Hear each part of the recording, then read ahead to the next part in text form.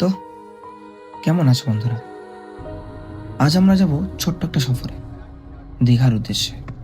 কখনো কখনো সময় করে বাইরে বেরিয়ে আসতে হয়, শুধুমাত্র নিজেকে অনুভব করতে, এই সাগর প্রকৃতিকে অনুভব করতে। আর আজ সেটাই অনুভব করতে পেরেছিলাম। কিন্তু শুরু করার আগে আমি একটা কথা বলতে চাই। এই ব্লগটা আমি শুট করেছিলাম আজ থেকে 1 বছর আগে, যখন আমি প্রথমবার আমার মোবাইলের ক্যামেরা হাতে তুলেছিলাম। তখন আমি স্পষ্ট আমার চোখের মধ্যে কনফিডেন্স আওয়াজ দেখতে পাচ্ছিলাম। তাই হয়তো এই ভিডিওটা আমি কোনোদিন এডিটই করে উঠতে পারিনি।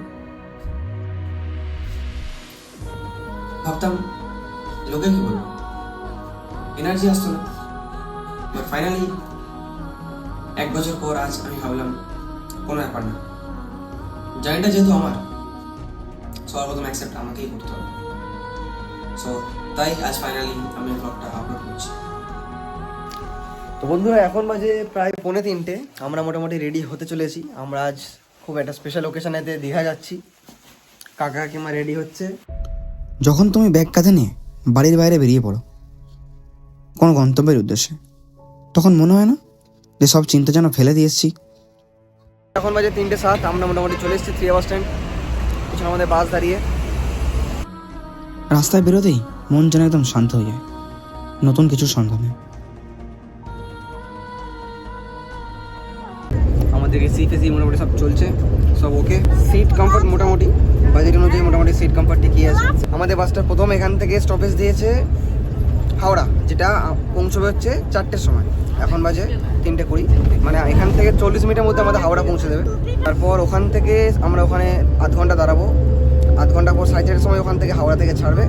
ছাড়ার পর আমাদের সেকেন্ড স্টপেজ হবে কোনটায়, যেটা 7টার সময়। তারপর ওখান থেকে আমাদের দীঘা যেতে লাগবে 8:30। এবার দেখা যাক কতক্ষণ লাগে। এই জার্নির মাঝে আমরা মজা করছিলাম, কেউ ঘুমাচ্ছে তো কেউ খিদে খিদে করছে।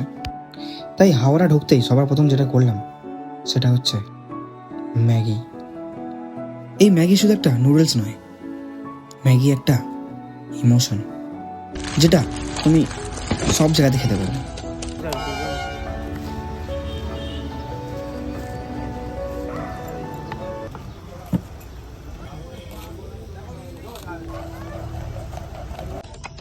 দেখো, ভগবান আমাদের জার্নিটা আরো সুন্দর করে তোলার জন্য হালকা বৃষ্টিও দিচ্ছে। এই বৃষ্টির দিনে আর এই ম্যাগি, দুটো যে কত ডেডলি কম্বিনেশন, সেটা হয়তো আমরা শৈশব না জানলে বুঝতে পারতাম না। আমার মতো কে কে ম্যাগি খেতে ভালোবাসো কমেন্ট করে অবশ্যই জানিও।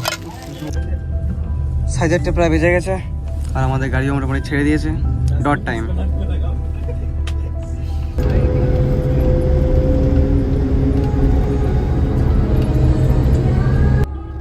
गाड़ी चल रही थी, आसमान बदल रहा था, আর আমি যেন জানলার বাইরে তাকে কি যেন ভাবছিলাম। নিজেকে আলাদা করে কিছু ভাবতে হয়নি, এই সুন্দর প্রকৃতি তোমায় ভাবতে বাধ্য করবে। তো বন্ধুরা, গুড মর্নিং। এখন বাজে 6:27। রাতে ঘুমিয়ে পড়ছিলাম, এখন ঘুম ভাঙলো। আমরা আছি এখন তমলুক, যেটি থেকে দীঘার দূরত্ব প্রায় 140 কিলোমিটার।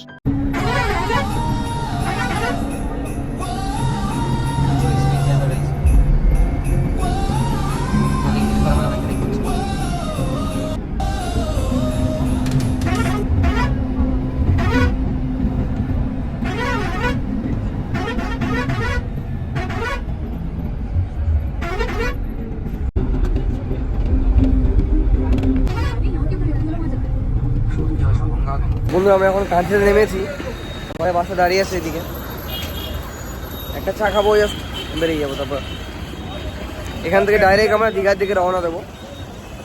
রাস্তার মাঝে অনেক থটস মনের মধ্যে ঘুরতে লেগেছিল, যেটার উত্তর একমাত্র চা। কটা বাজে এখন? 9টা। পাক্কা 9টার সময় আমরা আমাদের ডেস্টিনেশনে নেমে পড়েছি। দীঘা পৌঁছানোর সাথেই যেটা আমি ফিল করলাম, ফ্রেশ হাওয়া, কামনেস। ওয়াও, সুন্দর। এখানে ঠান্ডাটা সেরকম একটা নেই, মোটামুটি ঠান্ডা, বেশ ভালো মনোরম ওয়েদার। পিছনেই ঘোরা। তো আমরা এখন সবার প্রথমে রুম খুঁজবো, রুম খোঁজার পরে আমরা একটু খাবার দাবার ব্যবস্থা করবো, সকালের টিফিন, তারপর আমরা বেরোবো ঘুরতে। সান্নি আমাকে দে দে, জানি বুঝতে পারছি কষ্ট হচ্ছে, দে। হ্যাঁ চলো চলো চলো, হ্যাঁ চলো। বডি বেড়ে গেছে। দুপুরে লাঞ্চের জন্য মাছ কিনে অর্ডার দেব। কি মাছ খাওয়াবে? কমপ্লেট বা চিংড়ি খাবো। বাবা, ওরে সাবাস।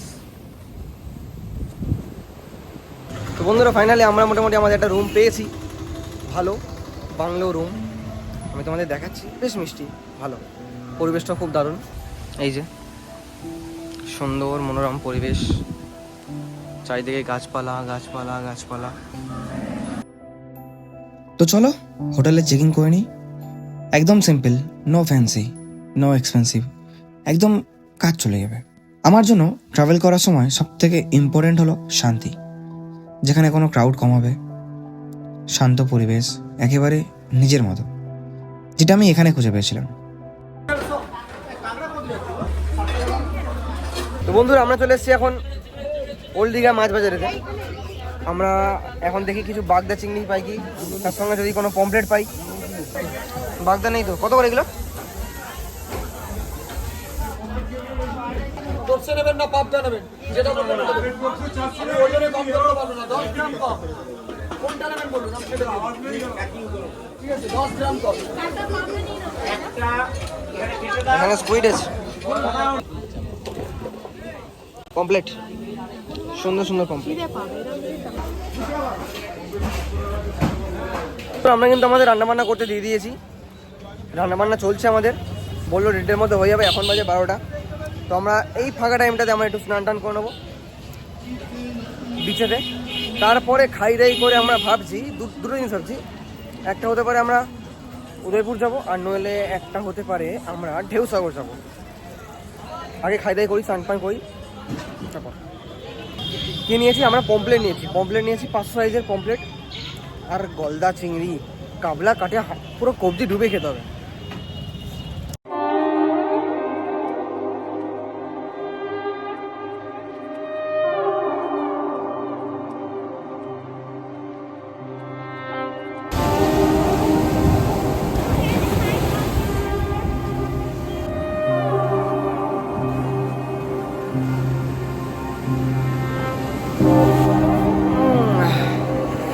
খুব সাংঘাতিক ঢেউ হচ্ছে গাইস, আমি আর ভাই বসে আছি এখানে, বেশ দারুণ লাগছে, মনোরম, সুন্দর। কেমন লাগছে সামনে? খুব ভালো।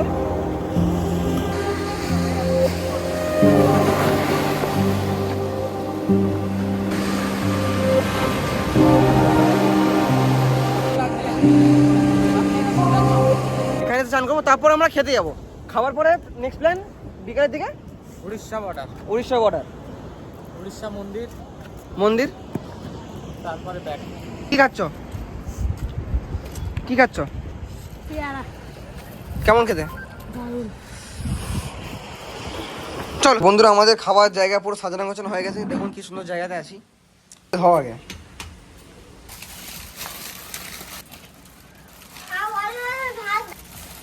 ব্যাস। কেন ব্যাস কেন? চিংড়ি চিংড়ি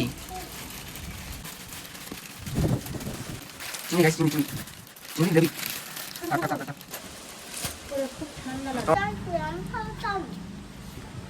কেমন?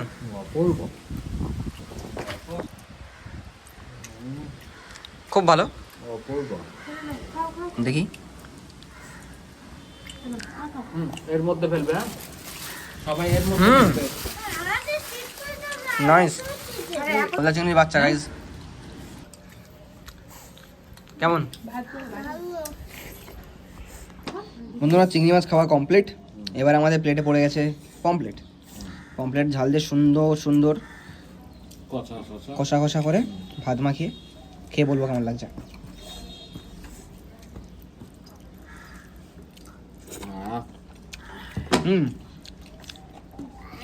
খুব দারুণ। এটা একটা ফ্রেশ ফিশের একটা গন্ধ আছে, যেরকম হয় টাটকা ফিশ। ভালো। কাকিমা কেমন লাগলো? সানি কেমন? বাহ বাহ বাহ বাহ। আমরা খুব সুন্দর উপভোগ করছি। আপনাদের যদি এই ভিডিও ভালো লেগে থাকে আপনারা প্লিজ লাইক কমেন্ট করবেন এবং সাবস্ক্রাইব করে আমাদের সঙ্গে সহযোগিতা করবেন। ধন্যবাদ। তাহলে আমাদের সঙ্গে ব্লগটি এনজয় করতে থাকুন আর দেখতে থাকুন পরবর্তী আমরা কোথায় যাই।